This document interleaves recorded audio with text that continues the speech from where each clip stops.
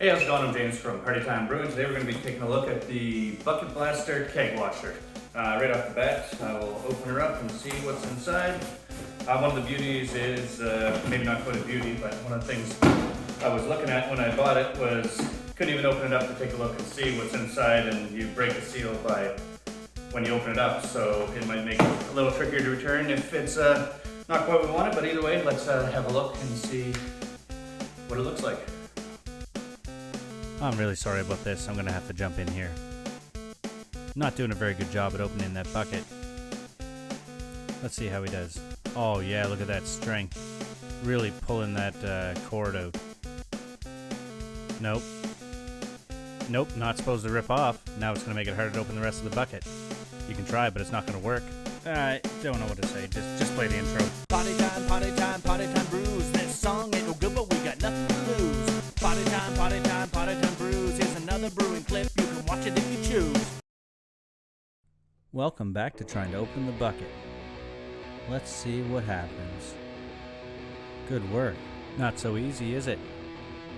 Ha! Might need to hit the gym. Anyway, yeah, go grab a pair of scissors. That'll make it easy. Real easy. Oh yeah, maybe just a little nip. You'll definitely be able to rip it apart then. Ha! Nope. Okay, you know what? We're just gonna have to speed this up. This is just getting ridiculous. So, we got that open super easy.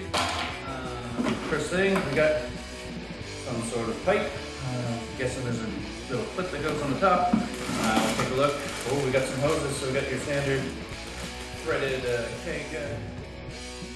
Yeah, I gave you your chance. Of course there's stuff in the bucket. Same stuff that you see probably in the pictures you look at online. You're going really slow through this. Let's speed it up again. So pulling out, we got a stainless steel frame. Looks like a pump in a box there. Inside there is a pretty standard pump, has some suction cups on it. They're actually pretty strong. Stuck it to the table and the suction cups ripped out, but you can easily put them back in the pump.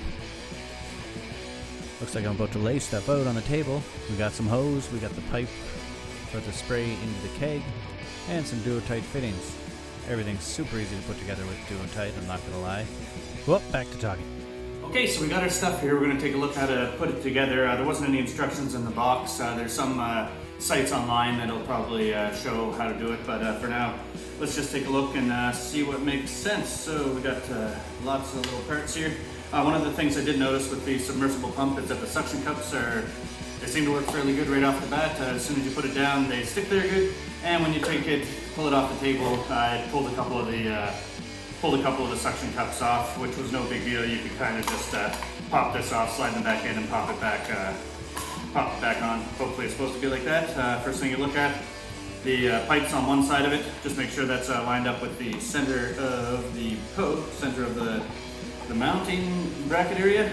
From there, first thing you're gonna do is put in the two-way thread thingy. Don't know the technical words for it, but that's what you do. And then we're going to throw the three-way splitter, or I guess it's really only splitting it two ways. Get that, I'm assuming hand tight's perfect for everything. We'll do a little test after and see how that works out. Then you're going to throw the main pipe in there.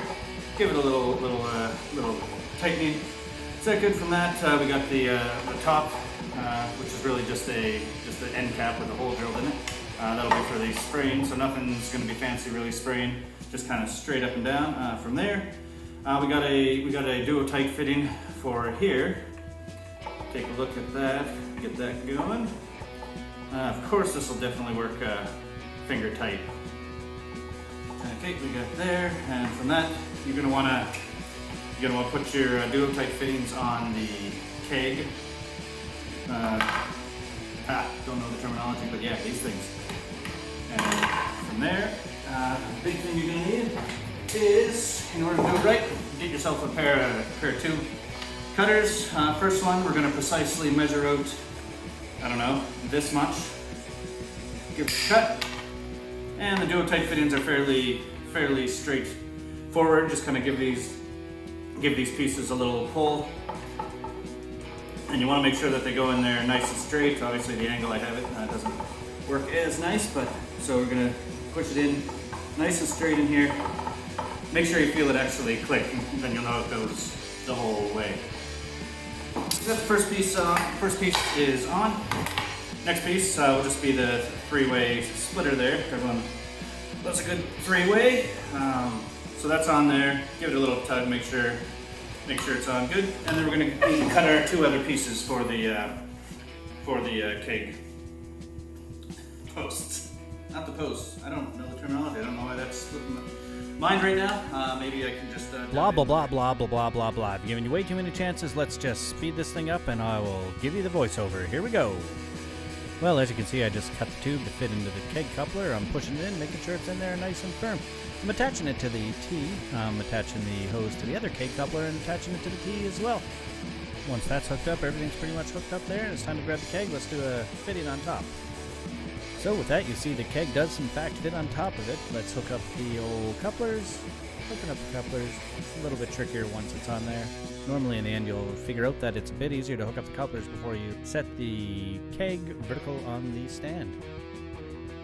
Another thing you notice is that they stick out sideways a lot. You're going to have to finagle with that a little bit, as you'll see in a second, in order to get it to fit into the bucket.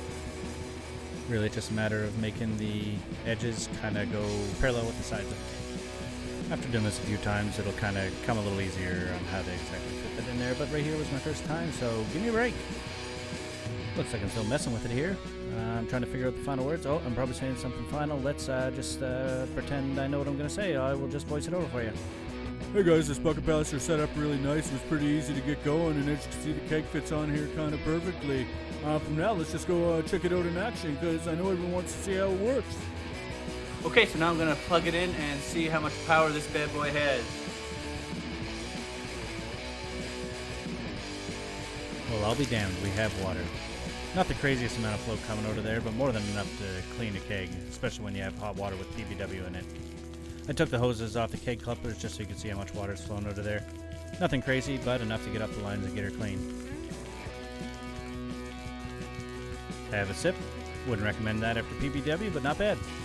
Well, it's been a few months since I did my keg washer unboxing, and now I figure since I have an empty keg that I just finished up, I'll give it a shot to see if it actually cleans it out. The beer I had in it was a sort of all sorts ale I did with the Grainfather. I took a 2-year-old kit and threw it in the Grainfather anyway. It was only a partial mash kit, and then I threw some extra grains in it, so it was actually pretty high gravity. I don't think I even fermented it out fully, so it's nice and sticky and should be a good candidate for washing with the keg washer. Let's see how it works, but first let's check out what it looks like on the inside. And we're bringing the camera to take a look inside. Looks a little fuzzy, and it is, yeah, it's dirty. A little bit sticky. I left it about 2 days before opening it up to do this cleaning. Next thing we're going to want to do is pour some hot water. My tap's pretty hot, so I don't really need to heat it up much for the PBW. So I add the PBW, and then it's time to put the bucket blaster in the bucket. As you notice here, I have ball locks and magically pane locks now. But either way, it's nice because you can interchange the two. I have way too many different keg types. You'll see the Sankeys in the corner there. And now comes the more truth. Gonna tip, yep, I forgot to rinse it out and just filled the bucket blaster with crud. Time to rinse it. And another action-packed part of the video where I show you me rinsing the keg. That's exciting! Check out my sawdust circle on my garage door. Now that we've given it a preliminary rinse, it's time to put it back on the bucket blaster. Takes a little messing around with the hoses, but eventually it'll stick on nicely. And now you can see it in action. Look at it go. Cleaning everything. A lot of that gunk in there was from the original mess up where I forgot to rinse it. But you can see it's flowing fairly clearly there now, and the keg is getting nice. And after that, what you're going to do is repeat that same step again, only just fill the bucket with water and give the PBW a good rinse out with the bucket blaster. This will now be clean, and all you have to do is sanitize it. Fill up a bucket with star sand and fill the keg up with the star sand. Use some CO2 to purge all the star sand from the keg, and seal off the keg, and it will be ready to go. It's been a few months since I bought the bucket blaster keg washer. Overall, I'm pretty happy with it. I put about 7 or 8 batches of beer through, so I cleaned 7 or 8 kegs with it. All of them turned out nice and clean. It's great that you can finally clean out the pipes and all that sort of area with it instead of just what I used to do was just rinse them out once, close the top, just give it a shake, dump it out, and pretty much call it a day. So my batches should have a lot less chance of spoiling now. If you like the video, give it a thumbs up. If you want to subscribe and see more, give me a subscribe. I need a few more subscribers so I can actually get a set name on YouTube. Yeah, that's right, youtube.com/partytimebrews or brewing, partytime brewing. youtube.com/partytimebrewing is what I'll be looking for. So yeah, give me a subscribe, tell all your friends, share the video, and I'll stop pushing it. Oh yeah, t-shirt. Go ahead and buy one. Thanks a lot, we'll talk to you later.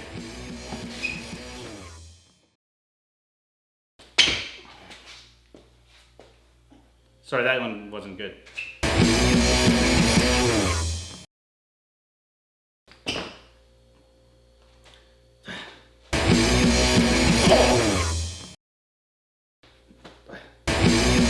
Yeah!